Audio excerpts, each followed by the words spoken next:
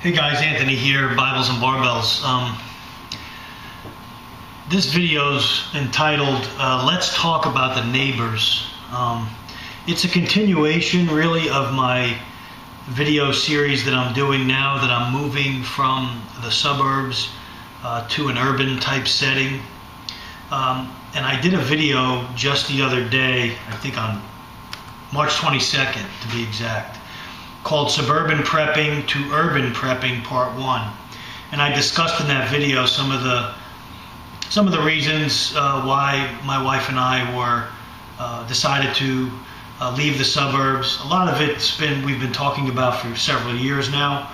And so in that video I had mentioned that we're an easier walking distance to restaurants and things like that. And some people that watched the video that were preppers per se took that as, that's not a good reason to move from one area to the other, to be close to walking distance to the shopping and nightlife, things like that.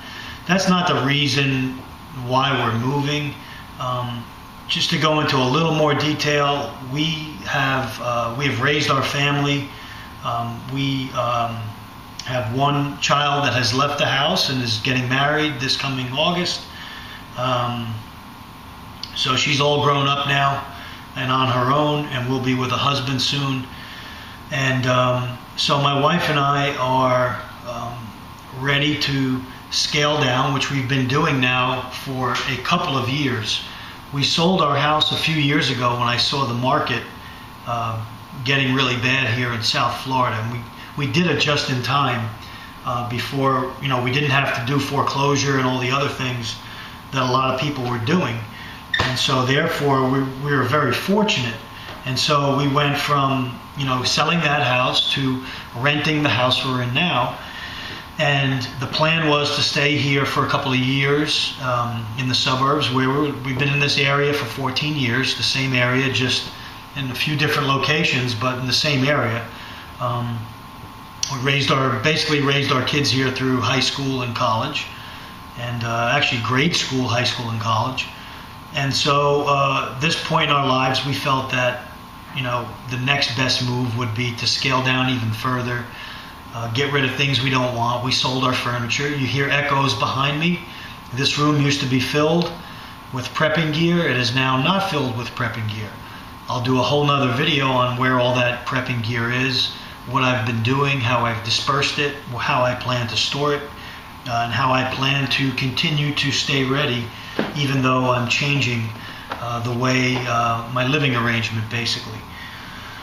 And so if you look at that video and go down the comments section, you see comments, all different types of comments, people saying, good luck to you guys, I'm sure you put a lot of thought and prayer into it, which we did. And then some people were saying, I just don't understand it. Just remember, in SHTF, you and in your urban area, your chances of survival diminish. Maybe true, maybe not true. Your chances of survival can diminish in a suburban area as well, depending on who you live next to. And that's what we're going to talk about today. Your chances of survival may diminish in a rural setting, which many people said, they went from urban to suburban to rural. And, being far away from the cities is probably a good thing overall, but it doesn't guarantee you that you're going to not encounter people after you're looking to rob you or pillage your stuff or your home in a rural environment either. And we'll talk about that more later in this video. So the point I'm trying to make is, anywhere that you are, something could happen and you can lose everything you have. That's a given. Just because you live in one area doesn't mean, one type of area doesn't mean you're going to be safe, 100% safe. There's zombies all over the place in today's world, unfortunately. Another comment that I had was, one gentleman said that he moved into an apartment. He's looking forward to seeing how I arrange my preps and go about my life as a prepper in an apartment. We're not moving to the inner city per se. We're moving to an urban, it's definitely an urban area. However, it's close enough to the major highways here in Southeast Florida. We do have friends and relatives in the area we're in now that will be about 15 miles away from. In the event of something happened in that section of Fort Lauderdale, we could come back to this section, and almost like a bug out retreat. I also have some other options with people that I'm very close with, where I'm going to be moving. So I'm going to be closer to them. So there's options to partner with them and form communities with them now that I'll be closer. Right now I'm pretty far away from them, and our ability to connect during an SHTF where there's limited, your distance to travel might be limited due to roads being clogged and, major arteries being shut down. Those chances for me now go up because I can get to them a lot quicker, even on foot if I have to, or with a bicycle if I have to. So again, the pros and cons go up and down regarding areas that you're living. Another guy, Longhorn Prepper, said he's going to make a video response. I'm sure he's working on that. We'll be glad to see that when that's out. This one guy talks about, I'm trying to find it here. I don't understand why you would take such a step back in your security. You mentioned the break-ins where you are now. Yes, I talked about some break-ins where we live now in the community. Remember, our community is about 60,000 in the city here where I live in the suburbs. The gated community that I live in has about 20,000 of those people. Houses get robbed all the time, all over the place, not just in gated communities. That's not why I'm moving either.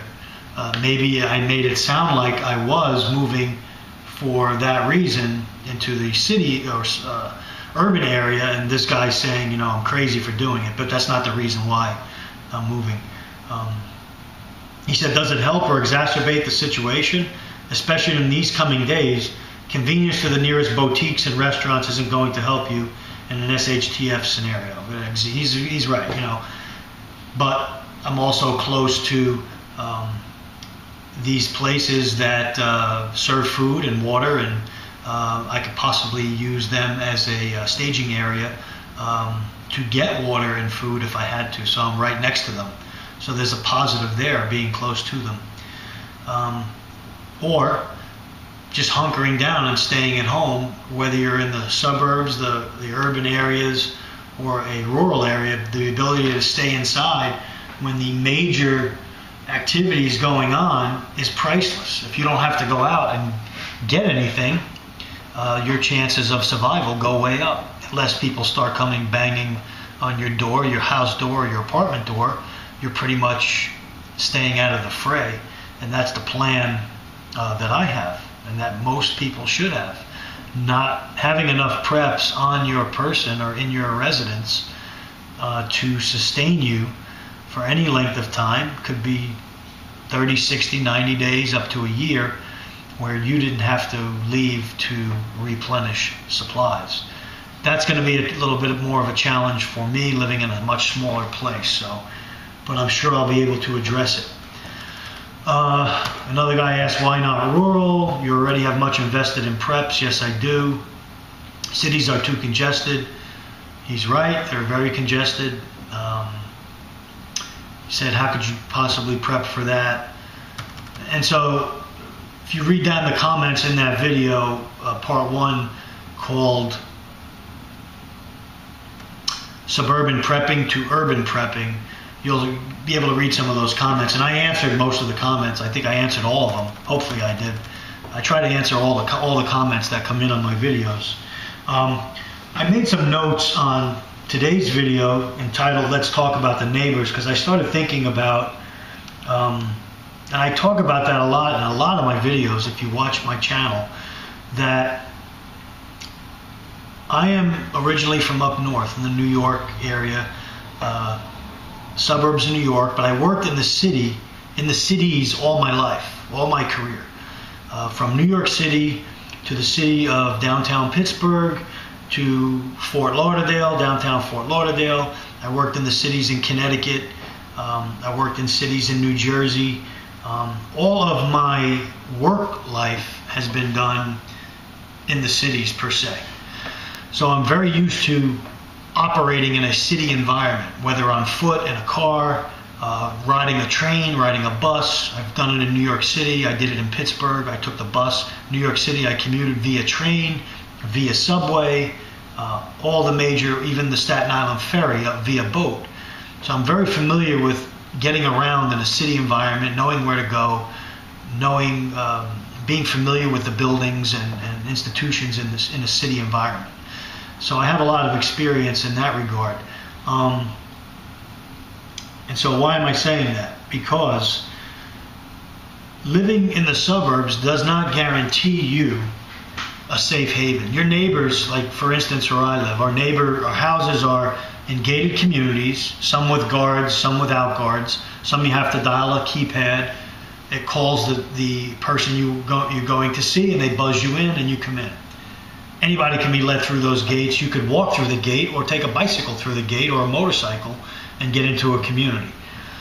The community where I happen to live is guarded 24/7. So you have to announce yourself, show your driver's license to that guard if you're not already on the list. And they would call me. I would say, okay, let them in, and they come in. So you can't really come in unannounced.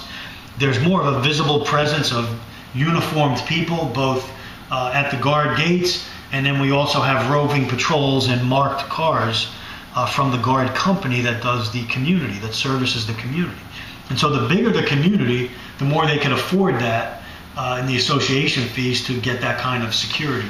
And that's one of the good things I like about living here. You always see the roving security vehicle rolling around the area here. But then again, houses still get robbed. Then there's also the Broward Sheriff that's in here patrolling a lot too. So, your neighbors.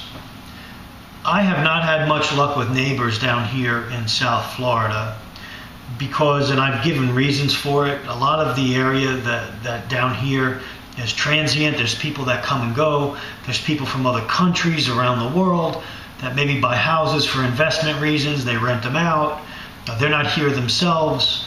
And so people are always moving. There's military, there's government workers that come in for a year or two, DEA, special agents, FBI, CIA, government, military contractors. They come in for 1 to 2 to 3 years, and then they're gone.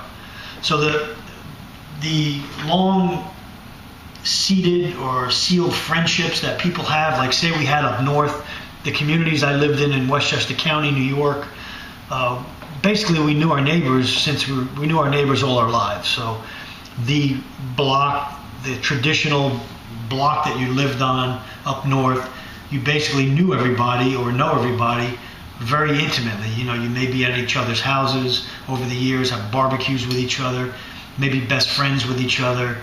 That I don't see down here in South Florida, at least not for me. I haven't been able to make those friendships and relationships. Now, there are a few neighbors I do wave to and, say hello now and then, but not that touchy-feely type, trust type neighbor that people talk about that they have. You may have that where you are, and that's well and good, but also remember that even neighbors that you have for long periods of time that you think when an SHTF comes, or even say a bad storm like Hurricane Sandy, neighbors that thought they were good friends turned out to be not so good friends because they were all for themselves. They just did not form community, and they did not help one another. In many cases, they went against one another. So that's not even a guarantee for you. And same thing in the rural areas. In rural areas, yes, you're safer from the mass chaos of an SHTF that may happen. But again, if you don't have a tight community, a tight-knit community, and people around you, when that mob or mass migrates out into the rural areas, if you're not ready for it, you're going to be in just as much trouble as you would be if you were in the city. Unless you're very, very well equipped and able to hide and go from one place to the other. So, there's not 100% safety no matter where you go. And the theme or the point I want to make in today's video is a story about a couple of years ago in the community I lived in, about 2 miles from here, in our house that we had right before we sold it. In that whole community, I had one neighbor. He was not next door, but the house away. And his name was Doug. He had a wife and 2 older sons. From the day we moved into the neighborhood, Doug helped us out, him and his sons.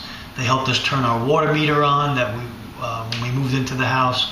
Anytime I had a problem in my garage or something mechanical, they were all very, very handy. One worked for the cable company. They were very handy with cars and repairs, and always willing to offer help. Always talked to him. He even watched out for my kids. When my kids came home from school and stuff before we got home, he would tell me, hey, this went on or that went on. So Doug was very close in that regard to me, a very trustworthy person. But that was it on the whole block. So it was one Sunday morning, and this is why I want to talk about today, about being ready and staying ready at all times. You never know when something's going to happen. And this particular situation really opened my eyes to neighbors, and that's why I say let's talk about the neighbors. So it was a Sunday, a rainy day, and my wife and I went to church, and as we pulled out of the driveway, Doug he had an MR2, one of those cars with the engine in the back. I forget who makes it. It was an MR2, I think. And he tinkered with that car forever, buying new parts for it, souping it up, putting whatever he did to it. It was always in his garage working on it. It was his, hobby that he did. And so when we pulled out for church, we came around the little cul-de-sac, and Doug was out in his driveway working on his car, his MR2, and I had some words with him. I said, hey, we're going to church. We'll see you later. I asked him, I said, have fun working on the car, and he kind of snickered and went back to work. We went to church. We come back home from church, we change, and we decided to go grocery shopping. So it was coming down pretty hard, the rain. So we got in the car, we changed, and we drove to, went food shopping, came back, and I began to take the groceries in the house. By this time it was really pouring down rain. So I took all the groceries in, set everything down. I was carrying a firearm that day on my person, and I just turned the TV on, was just getting ready to sit down. My wife was fixing us something to eat, and I hear this bang on our front door. And it wasn't a knock, it wasn't a loud knock, it was somebody busting down the door, in my mind. I quickly jump up, I draw my weapon, and I advance down the hallway, not really rushing the door in case I thought somebody might be storming my house for some reason, and I didn't want to meet them head on. I wanted to be able to have some cover behind this big armoire we had right in front of the door, right before you answer the door. So, okay. Now your heart's racing, you got tunnel vision, all these things that these people in the military talk about that have been in combat. That all is very true, and I had that surge of adrenaline. You just get a heightened sense of awareness, and I was very, very nervous at the same time also, not knowing what this was. So I end up opening the door because I hear a lady screaming outside, help me, help me, help me. Okay. Now, mind you, it's pouring down rain still. I have sweatpants on and just like a shirt, not like just a long sleeve dry fit shirt, and my shoes I keep right by the door. I had a pair of sneakers right by the door. I open the door, and Doug's wife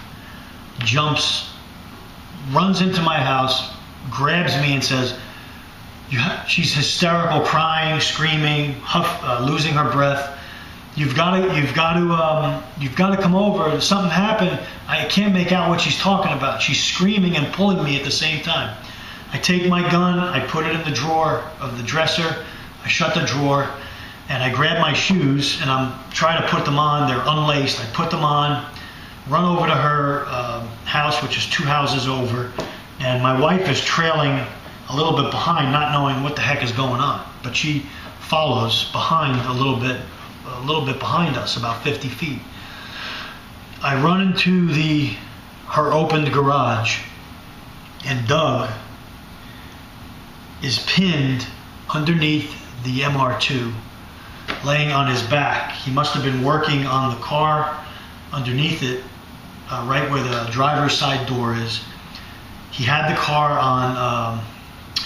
jacked up with the jack that you pump, the big one that you find in the automotive stores. I don't know how many ton jack it is, but it's one of the ones you could easily jack up a car with. So the whole entire car is now on top of him. I think right away I screamed for help. My wife was in their driveway at that time. I screamed to her at the top of my lungs, call 911, get people over here, I need help. I have to lift this car. So myself and Doug's wife are trying to lift the car off his lifeless body. He's not moving. I get under the car and I'm grabbing his hand and I'm telling him, Doug, I'm going to get the car off you. I'm going to get the car off you, Doug. Just give us a minute. Now I run to the side of the car. I'm trying to lift it. I can't do it. I grab the jack. The first thing I did was grab the jack. The handle on the jack that goes in, I put it in, and you have to turn it to activate it. And then I tried jacking it up to get the car jacked up off of him. Well, the jack wasn't working. Could not get it to work. So in between trying to jack it up, I'm trying to lift the car. Adrenaline, you know how these stories, adrenaline's pumping, you're trying to lift the car, using every muscle in your body, not knowing that you're ripping and tearing your back apart, your neck, your shoulder muscles, my bicep muscles, everything was tearing apart because I was literally trying to pick the car up and I could not budge it. I messed with the jack 3 times during this process, 3 times. In the meantime, my wife's in the driveway screaming for help, and she's dialing 911. And all of a sudden, neighbors start opening the doors to their houses, looking out the door, looking what's going on. Now, my wife is screaming for help, saying there's an emergency. Not one of those neighbors, next door neighbors to Doug, aside from looking out their door, ran over to help me lift that car. Not one freaking person. 2 people, grown men, came driving by on bicycles. What they were doing out on bicycles in the rain, I don't know. They come driving by on bicycles. My wife screams at them, you have to help him. You have to help my husband lift that car. They stopped, looked in, and drove off. Neighbors, my friends, neighbors. Suburbs, neighbors, community, right? Not one person helped me. EMS gets there, police get there, Broward Sheriff. Let me back up a minute. On the 4th try, I got the jack to work. Don't know how it happened to this day. The car goes up. We drag Doug's body from under the car. I immediately begin giving him CPR. His wife was a nurse, so she was assisting me. To me, he looked like he was dead. But we still gave him CPR. We still tried to resuscitate him. By that point, I got a tap on the shoulder. EMS was there, fire rescue. They took over the scene. I had noticed that when I saw him down under the car, pinned under the car, I ran towards him and fell to my knees trying to get the jack back into the slot and back the car back up, and tore my sweatpants, and I ripped the skin off both my knees from the bottom of my leg muscles, the quadricep muscles, or the front of your knee, right above your knee, all the way down past my knees, down to my shin bones. My skin was ripped off from that. That's how hard I hit the ground to try to get the jack working. So at any rate, we follow them. They transport him to the hospital. We follow him to the hospital. They pronounce him dead. He died. The EMS, I was distraught. I thought because I couldn't get the jack off of him, getting the jack to work, that I was responsible for him dying. Well, it turned out that the EMS guy took me aside, or the paramedic took me aside and said, listen, don't blame this on yourself. This man has been dead for well over an hour, maybe 2 hours. It seems that his wife was in the house working, because Doug tinkered with his car all the time in the garage for hours. His wife didn't come out. Her routine, she did her routine, he did his thing out in the driveway, out in the garage. So he was under that car. He was already dead, is what the EMS guy told me. When you got there, he was already dead. So you didn't cause him, by you not getting the car up in time, didn't cause him to die. I was still distraught regardless, because I thought of maybe if there was just something else I could have did to help this man. But the point I'm trying to make is the neighbors did not help. And this was a clear and present emergency. This wasn't like something where people had to think about, well, should I go outside and help, or is this a gang related? This was neighbors needing help, and nobody helped me. Nobody. And these are people we see every day. Wave to them when they pull in their driveway or when they're getting their mail, and they didn't help. This is the point I'm trying to make. Let's talk about the neighbors. Do you really know your neighbors? When something like this happens, this was an SHTF in my mind. This was an SHTF for this lady and her husband, and I was there for them, but it wasn't enough. It wasn't enough. Maybe if somebody walked by and saw it when it first happened, he might have been able to be saved. Broward Sheriff, back at the house that night, pulls me in because it's a death, and the wife. They separate us. They interview the wife in the house, in the kitchen, and they interview me in the garage separately. They want to know what happened, because they don't know if she did make the jack fall on him. Did she try to kill him? Did I try to do something? Did I walk over there? Did somebody else walk? So they're doing their investigation, which is fine. My wife gives her statement. I gave my statement. I told them exactly what happened out there. So there's two detectives, plainclothes detectives, in the garage. And they got their hands on their hips. They say, tell me the story again. How you got the car off of Doug. And I showed them. I said I tried 3 times or 4 times, I can't remember. I tried to lift the car, and I showed them what I tried to do. They said, we don't know how you got the car up. This jack is totally 100% broken. It is not working. It does not work. They could not figure out how I got the car up. All I know to this day is the 4th time I tried that jack, the car went up in the air. I don't know where I put it. It was in the center of the MR2, in the center of it, off to one side, may have been off to the left. I don't even know if I had it under a piece of the frame of the car or what. But I do know that car went up, and Doug was about 250 pounds with a stomach about that high. And that car came off of his stomach, and we were able to pull him out. So that's a whole nother story of how that car got lifted. I have my suspicions that I was assisted by an angel that day, but that's a whole nother video. But the point I'm trying to make is when the neighbors were needed, close neighbors, these are houses 10 feet apart in a semi-cul-de-sac. When the close neighbors were needed, they weren't there. Imagine if it was an SHTF where a lot more was going on, a lot more things were happening. Do you really know your neighbors? So when you comment on my videos that I'm going to be doing in the future and leading up to my move to the urban areas, you really got to think.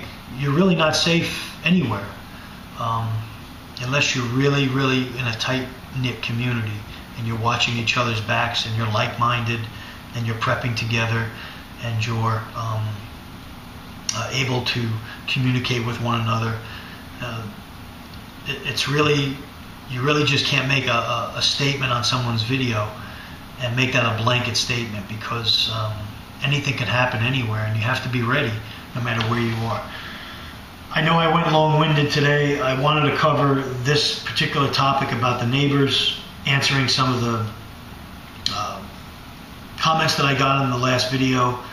We'll see what comments we get coming in on this video, and then future videos are going to be geared towards the urban area where I am going, and then I'm going to show you how to prep in an urban area and thrive and survive in that area, and to be ready and to stay ready in an urban area, because I am 100% confident that I and we can do it. We'll be successful at it. It's going to be challenging, but that's what we are. We're preppers, and we're up for challenges. And this is just the next phase in my life. Will we be there for a year, 2 years, 3 years? Don't know. Could be end up in a rural area in a year or so. Don't know. Only God knows that. So that's my video for today, guys. Thanks for watching. Send me your questions, comments, PMs. Thank you for supporting my channel. Remember, stay ready, and do you really know who your neighbors are? Anthony signing off. Take care. God bless.